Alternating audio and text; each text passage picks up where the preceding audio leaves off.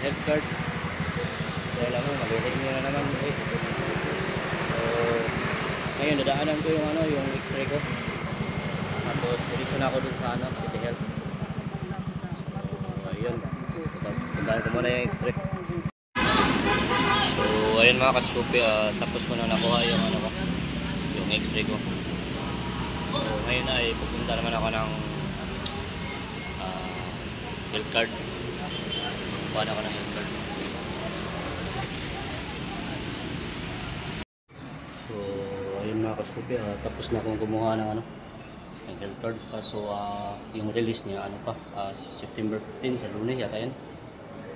So, mabilis lang ngayon kasi pagkadating ko bayad agad. Tapos diretso na doon sa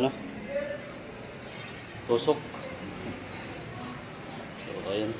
Tapos din di kagaya dati nung nakaraang taon, nakaraang kuha ko na sobrang haba yung pila. So, pumila kami na madaling araw, mga alauna. So ngayon maganda ngayon kasi wala nang pila, dire-diretso na. So ngayon ay mabilis na talaga. Pagkabayad diretso na salang. Yan, tapos kaso yung release sa pizza 15. So ayun tayo.